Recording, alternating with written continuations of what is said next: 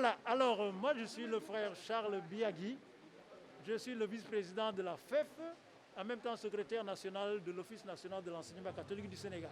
Voilà, comme nous l'avons dit tout à l'heure, depuis un certain temps, nous entendons beaucoup de déclarations concernant l'enseignement privé et nous avons pensé qu'il fallait que nous, les acteurs concernés, que nous puissions nous prononcer et porter notre parole pour éclairer l'opinion par rapport à toutes ces questions qui sont en train d'être débattues dans les réseaux sociaux ou dans l'opinion publique.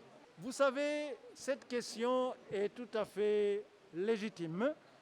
Il s'agit de l'avenir et de la survie des écoles privées.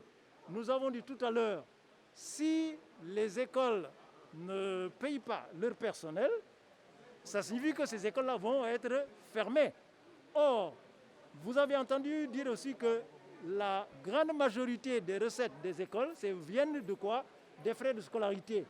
Donc, les frais de scolarité sont pour nous une question de survie. Nous avons toujours eu des relations de bonne collaboration avec les parents d'élèves. Personne ne peut dire aujourd'hui que lui, il a payé son éducation. Nous ne faisons que participer. Donc, cet effort qu'on demande aux écoles, qu'on demande du moins aux parents d'élèves, c'est uniquement pour permettre aux écoles de pouvoir rendre le service pour lequel elles existent. Vous voyez, je pense que la question, pour moi et pour nous, elle ne doit pas être abordée de cette façon. L'éducation n'est pas un produit fini. C'est tout simplement un projet. Or, le projet, il est étalé dans la durée.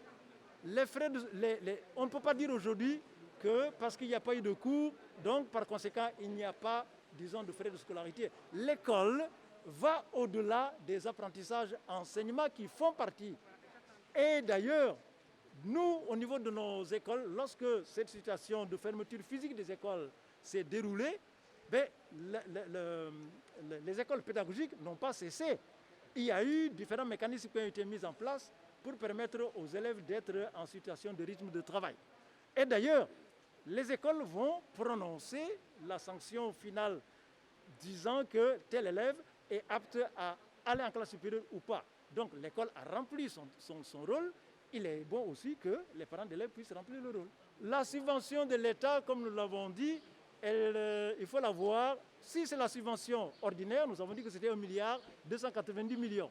Maintenant, la subvention due spécialement à cette situation de pandémie, il y a 1 milliard qui a déjà été octroyé. Les 2 autres milliards sont en voie d'être donnés. Donc, ce qui fait qu'on a obtenu 3 milliards. Du moins, on a déjà obtenu 1 milliard et nous obtiendrons en principe les 2 autres milliards plus tard. C'est clair qu'elle ne remplit pas du tout nos attentes. Nous avons évalué donc, la masse salariale à 6 milliards par mois. Vous comprenez que 3 milliards, c'est bien sûr la moitié.